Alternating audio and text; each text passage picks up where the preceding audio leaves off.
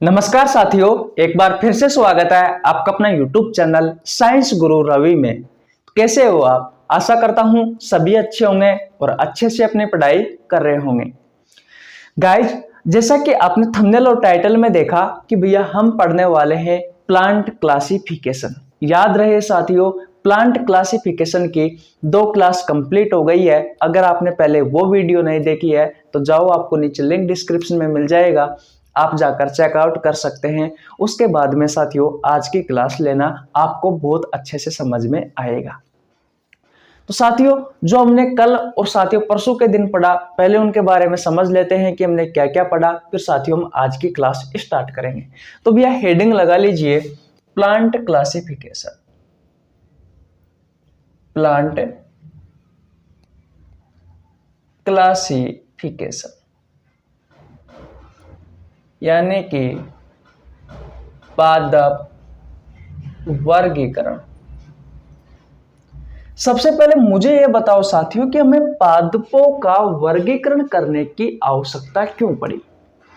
क्योंकि साथियों हम पादपों के बारे में आसान भाषा में अध्ययन कर सके, इसलिए साथियों पादपों का वर्गीकरण किया गया। तो सबसे पहले साथियों जो पादप है, इन पादपों को 2 भागों में बांटा। यानी कि आपके जो प्लांट है साथियों, इन प्लांट को 2 भागों में बांटा। नंबर 1 पर आता है साथियों क्रिप्टोगेमस। क्रिप्टोगेमस इसे हिंदी में कहा जाता है साथियों अपुष्पोद्भिद। ये साथियों ऐसे पादप होते हैं जिनमें भैया पुष्प नहीं पाया जाता और साथ ही साथ में भैया बीज भी नहीं पाया जाता। और साथियों नंबर 2 पर आता है भैया फेनेरोगेमस। फेनेरोगेमस इसे हिंदी में कहा जाता है साथियों पुष्पोद्भिद पादप। ये से पादप होते हैं साथियों जिनमें भैया पुष्प भी पाया जाता है और भैया बीज भी पाए जाते हैं। मैं ये सारणी आपको पहले भी पढ़ा चुका। इस तरफ देखिए, जो अपुष्पोद्भिद पादप है साथियों, ये भैया 3 प्रकार का होता है, यानी कि 3 संघ में बटा हुआ होता है। नंबर 1 पर बात करें तो थैलोफाइटा। नंबर 2 पर बात करें तो ब्रायोफाइटा। और नंबर 3 पर बात करें तो टेरिडोफाइटा। साथियों हमने पिछली 2 क्लास में ये कंप्लीट कर लिया था भैया क्रिप्टोगेमस पढ़ लिया। क्रिप्टोगेमस में साथियों थैलोफाइटा पढ़ लिया, ब्रायोफाइटा पढ़ लिया और टेरिडोफाइटा पढ़ लिया। आज की इस क्लास में साथियों हम पढ़ने वाले हैं फेनेरोगेमस के बारे में, यानी कि पुष्पोद्भिद पादपों के बारे में। साथियों ये से पादप होते हैं जिनमें पुष्प यानी फ्लावर भी पाया जाता है और भैया बीज भी पाए जाते हैं। बात क्लियर है साथियों? ये भी 2 संघ में बटा हुआ होता है। ये भी 2 संघ में बटा हुआ होता है। नंबर 1 पर बात करें साथियों तो जिम्नोस्पर्म। इसे हिंदी में कहा जाता है साथियों अनावर्तबीजी पादप। और साथियों दूसरे नंबर पर बात करें तो एंजियोस्पर्म। इसे हिंदी में कहा जाता है आवर्तबीजी पादप। अब ये क्या होते हैं अनावर्तबीजी पादप और क्या होते हैं आवर्तबीजी पादप? तो मैं बता दूं साथियों, ये ऐसे पादप होते हैं जिनके सीड पर साथियों कवरिंग नहीं पाई जाती, यानी कि ये से पादप होते हैं जिनके बीज पर साथियों आवरण नहीं पाया जाता। एक बात का और ध्यान रखना साथियों, इन पादपों में पुष्प नहीं होता।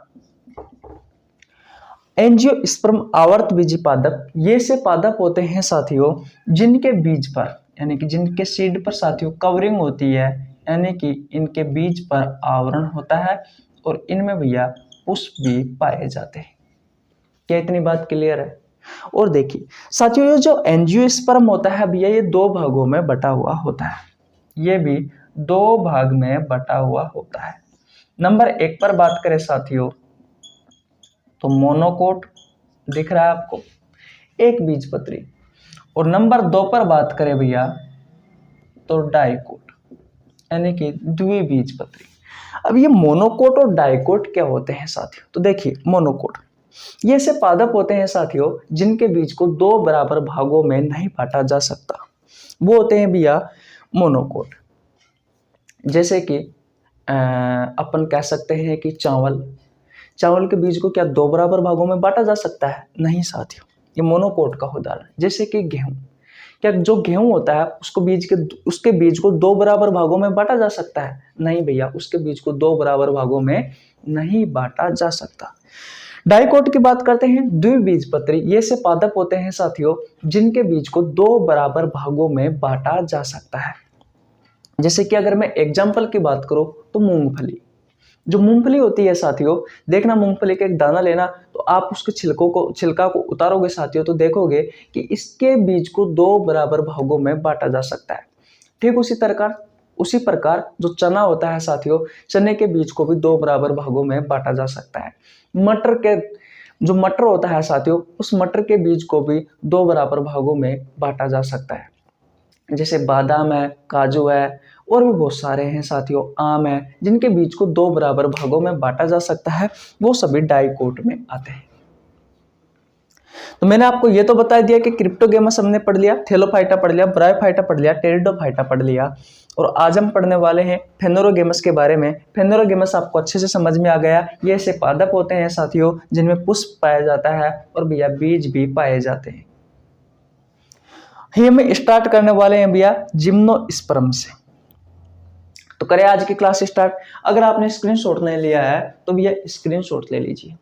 ले लिया स्क्रीनशॉट, मिटा दूं? ओके भैया, यहां तक तो समझ में आ गया ना?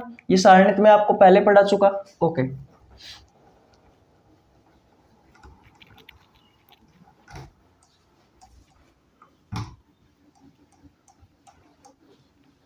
आज हमारे चैप्टर खत्म हो जाएगा भैया।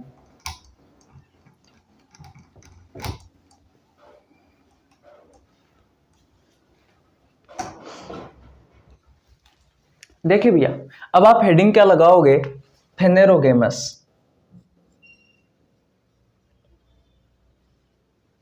फेनेरोगेमस यानी कि पुष्पोद्भिद पादप। पुष्पोद्भिद पादप साथियों, इसे अन्य नामों से भी जाना जाता है, जैसे कि स्पर्मेटोगेमस। स्पर्मेटोगेमस आपके एग्जाम में साथियों फेनेरोगेमस ना दे करके स्पर्मेटोगेमस दे सकता है। और साथियों स्पर्मेटोफाइटा दे सकता है, और भैया स्पर्मेटोजोआ दे सकता है। ये 3 नाम भी साथियों इसी के ही है। किसके भैया? पुष्पोद्भिद पादपों के, फेनेरोगेमस प्लांट के। अभी क्या होते हैं भैया पुष्पोद्भिद पादप? ऐसे पादप साथियों जिनमें पुष्प पाए जाते हैं। ये ऐसे पादप होते हैं साथियों जिनमें भैया पुष्प पाए जाते हैं। और याद रखना साथियों, इनमें बीज भी पाया जाता है। ये कितने संघ में बटा हुआ होता है साथियों? तो भैया 2 संघ में बटा हुआ होता है। अभी बताया। नंबर 1 पर बात करें साथियों तो नंबर 1 पर आता है साथियों जिम्नोस्पर्म।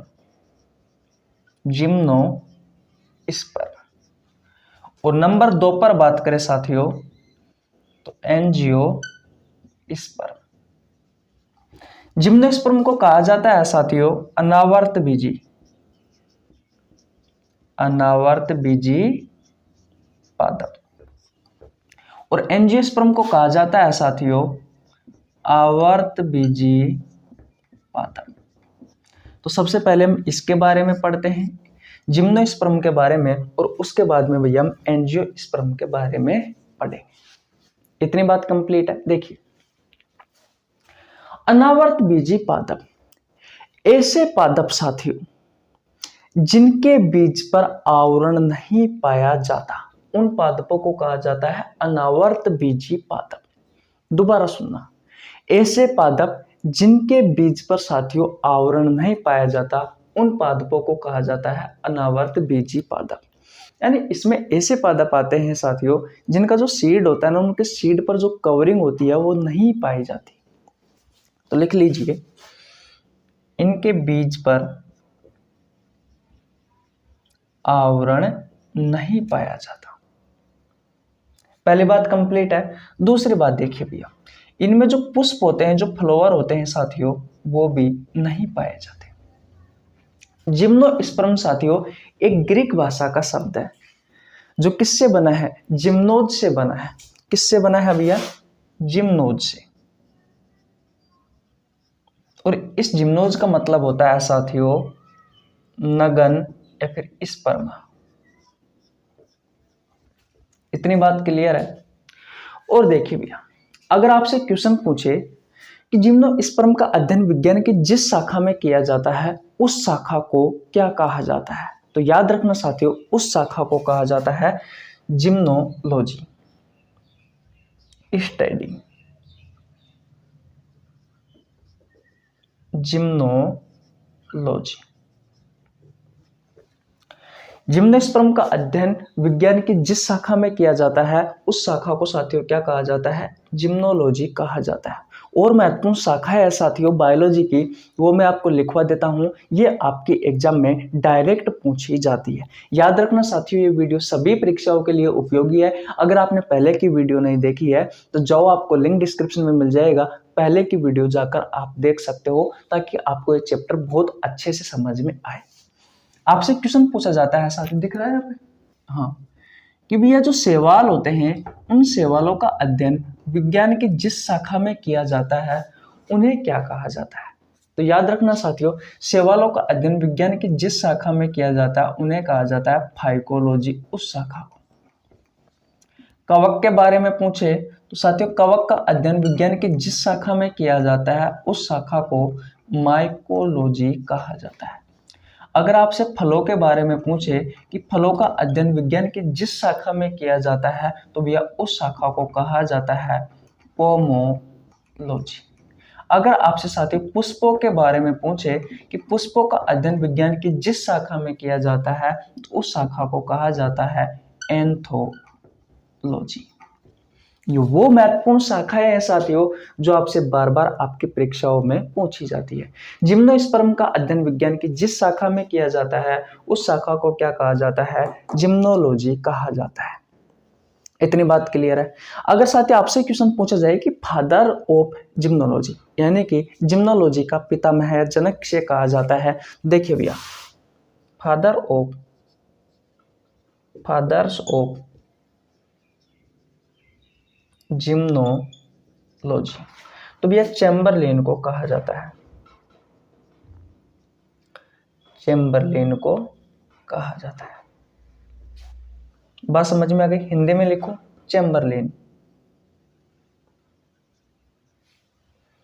चैम्बरलेन लिख लेना भैया अगर आपको लिखना है तो। इतनी बात कंप्लीट है। अगर आपसे क्वेश्चन पूछा जाए कि इंडियन फादर ऑफ जिम्नोलॉजी, यानी कि भारतीय जनक कौन है भैया जिम्नोलॉजी का, तो याद रखना A V. Dogra. Indian father of gymnology कौन है भैया? ए.वी. डोगरा। ए.वी. डोगरा है भैया। इतनी बात क्लियर है? इतनी बात क्लियर है भैया। और देखिए भैया जिम्नोस्पर्म के बारे में साथियों, जिम्नोस्पर्म संघ में जो पादप आते हैं भैया, वो पादपों को आप सदाबहार पादप कह सकते हो। सदाबहार का मतलब होता है साथियों जो सभी मौसम में अपनी ग्रोथ कर सके, यानी कि जो सभी मौसम में उग सकते हैं साथियों, वो पादप किस में आते हैं भैया? जिम्नोस्पर्म में आते हैं, यानी कि सदाबहार पादप। सदाबहार पादप इसी ही श्रेणी में आते हैं। सदाबहार पादप साथियों वह पादप होते हैं जो भैया सभी मौसम में आ सकते हैं, सभी मौसम में अपनी ग्रोथ कर सकते हैं। बात क्लियर है? दूसरी बात देखी जाए भैया तो जो काष्ठीय पादप है साथियों, ये ध्यान रखना, काष्ठीय पादप क्या होते हैं। आपसे एग्जाम में क्वेश्चन पूछा गया था एनटीपीसी में कि भैया काष्ठीय पादप क्या होते हैं। तो ऐसे पादप साथियों जिनसे लकड़ी प्राप्त होती है, जिनसे क्या प्राप्त होती है, लकड़ी प्राप्त होती है, उन्हें कहा जाता है काष्ठीय पादप। तो भैया इसी पादपों की श्रेणी में आते हैं, वो जिम्नोस्पर्म में आते हैं भैया। बात क्लियर है। और देखिए जीरोफाइटिक पादप, जीरोफाइटिक पादप, पता है क्या होता है जीरोफाइटिक पादप?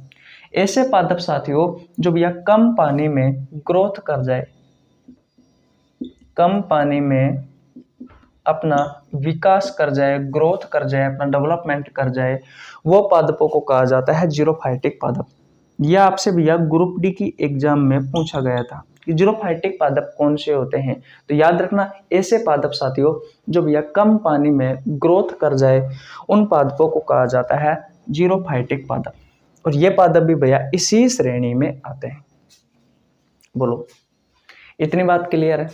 और देखिए साथियों, अनावर्त बीजी पादपों में साथियों जो फल होते हैं, इन फलों पर साथियों क्या होता है, फल पर बीज पाए जाते हैं, फलों पर बीज पाए जाते हैं। नीचे कर देता हूं, 1 मिनट।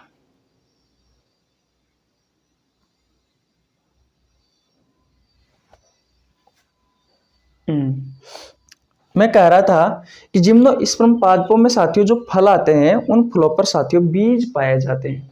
तो भैया फलों पर बीज कैसे पाए जाते हैं? तो आपने पाइनएप्पल देखा है, पाइनएप्पल, पाइनएप्पल साथियों बीज होते हैं। जैसे कि स्ट्रॉबेरी, स्ट्रॉबेरी, ये इसके उदाहरण है। कहने का मतलब साथियों फलों के ऊपर बीज पाए जाते हैं, फलों के ऊपर बीज पाए जाते हैं। याद रखना साथियों, अनावर्त बीजी पादपों में। तो ये तो हो गई इसकी महत्वपूर्ण बातें। अब आपसे साथियों क्वेश्चन पूछे जाते हैं। कौन से क्वेश्चन पूछे जाते हैं? पहले आप स्क्रीनशॉट ले लीजिए। ले लिया स्क्रीनशॉट? देखिए आपसे क्वेश्चन पूछा जाता है साथियों कि सबसे बड़ा अनावर्त बीजी पादप कौन सा है? तो याद रखना साथियों, सिकोया है। कौन सा है? सिकोया। और सबसे छोटा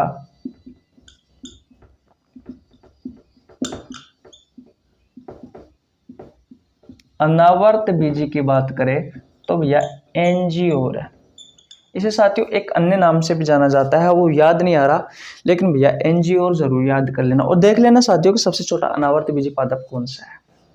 ये हो गया भैया आपका जिम्नोस्पर्म।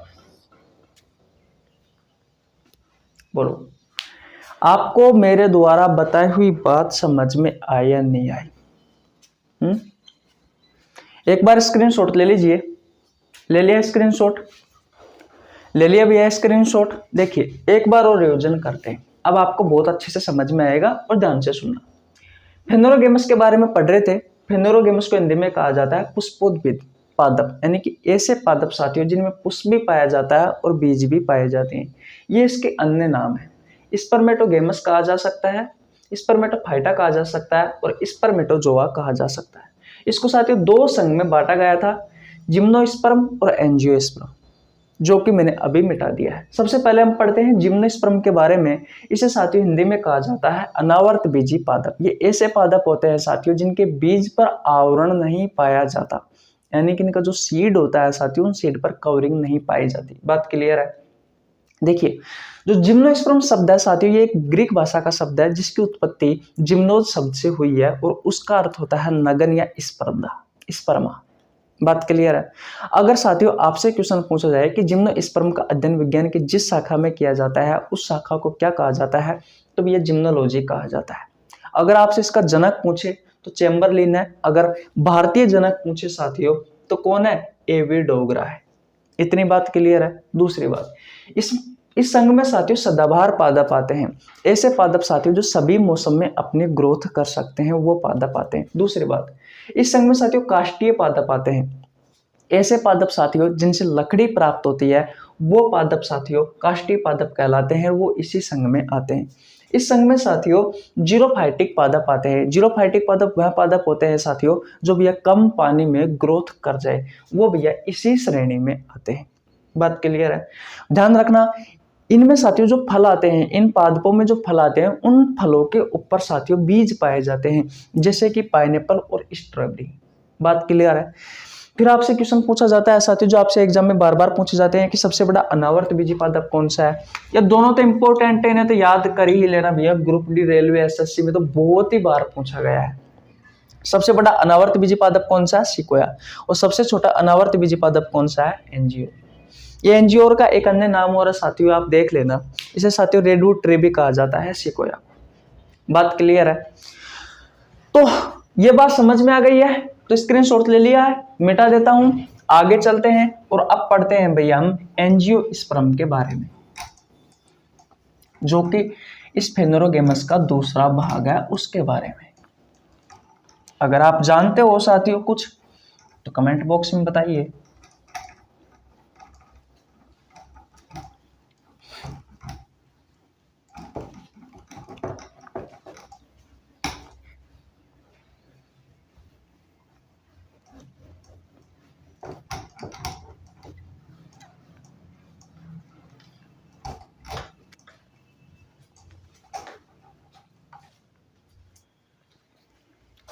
देखिए भैया, अब आप हेडिंग क्या लगाओगे? एंजियोस्पर्म।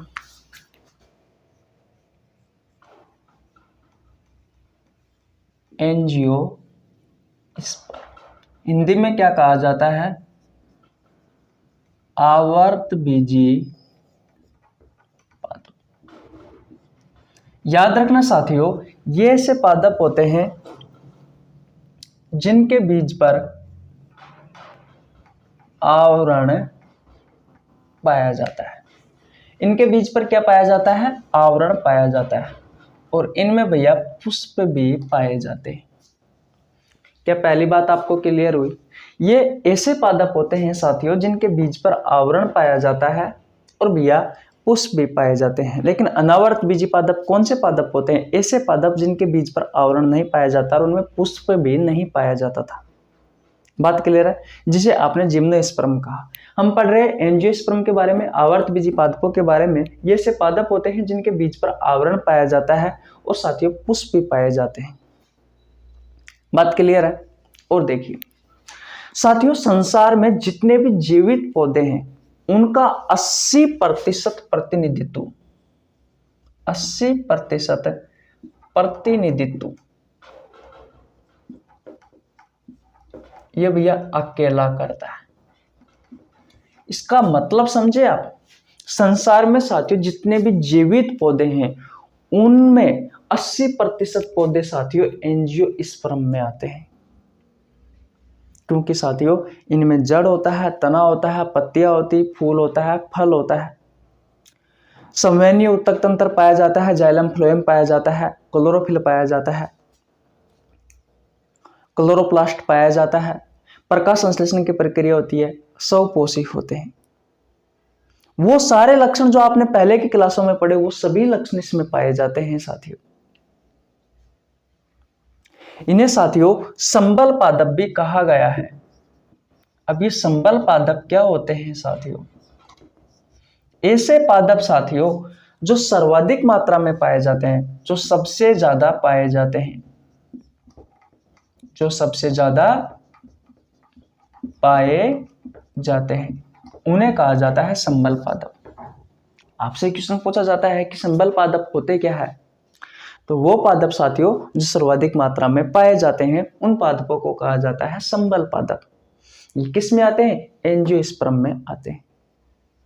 बात क्लियर है? साथियों आपने जिम्नोस्पर्म के बारे में पढ़ा होगा, उसमें मैंने आपको बताया था कि फलों के ऊपर बीज पाए जाते हैं, उनके एग्जाम्पल बताया था स्ट्रॉबेरी और पाइनएप्पल। लेकिन याद रखना साथियों, एंजियोस्पर्म में आवर्त बीजी पादपों में फलों के अंदर साथियों बीज पाए जाते हैं। फलों के अंदर बीज पाए जाते हैं। एग्जाम्पल जैसे कि आम, आम के अलावा अंगूर, पपीता, अमरूद, बहुत सारे ऐसे फल है साथियों जिनके अंदर बीज पाया जाता है और वो सभी इसमें आते हैं एंजियोस्पर्म में, आवर्त बीजी पादपों में। बोलो भैया, क्या ये बातें आपको समझ में आई या नहीं आई?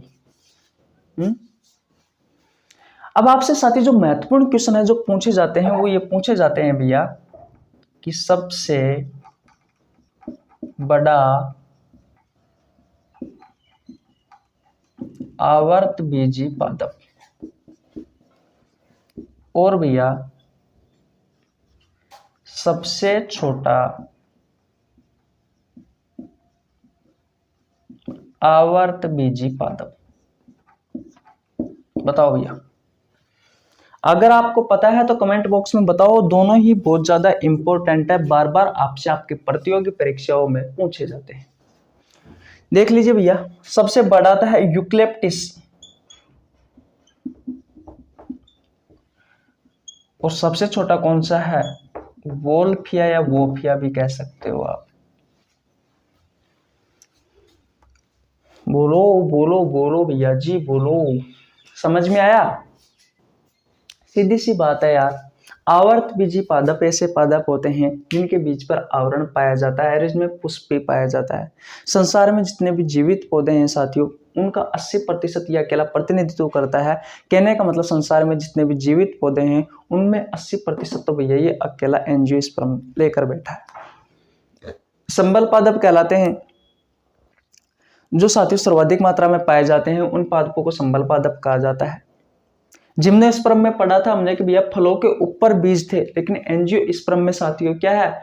फलों के अंदर बीज है, जैसे कि आम है, अंगूर है, पपीता है, अमरूद है। सबसे बड़ा आवर्त बीजी पादप यूकलिप्टिस और सबसे छोटा आवर्त बीजी पादप वोल्फिया। स्वपोषी होते हैं, प्रकाश संश्लेषण की प्रक्रिया होती है। बार बार लिखाने से क्या फायदा? हरित लवक पाया जाता है, क्लोरोप्लास्ट, क्लोरोफिल पाया जाता है, जाइलम पाए जाते हैं, फ्लोएम पाए जाते हैं। बात क्लियर है? और देखिए अब साथियों इन्हें भी दो भागों में बांटा गया है। दो भाग होते हैं, एक होता है साथियों मोनोकोट और एक होता है डाइकोट। मोनोकोट को हिंदी में कहा जाता है एक बीजीय और डाइकोट को कहा जाता है द्विबीजीय। अब ये भैया एक बीजीय क्या होते हैं और द्विबीजीय क्या होते हैं, इनके बारे में समझते हैं। तो ऐसे पादप साथियों जिनके बीज को दो बराबर भागों में नहीं बांटा जा सकता वो होते हैं मोनोकोट यानी कि एक बीजीय। और द्विबीजीय क्या होते हैं? तो ऐसे पादप साथियों जिनके बीज को दो बराबर भागों में बांटा जा सकता है वो होते हैं द्विबीजीय। एग्जाम्पल की बात करो साथियों तो एक बीजीय में आता है गेहूं, चावल और गन्ना। यही आपसे एग्जाम में पूछे जाते हैं। द्विबीजीय के बारे में बात करो साथियों तो इसके एग्जाम्पल कौन कौन से हैं? तो भैया मूंगफली,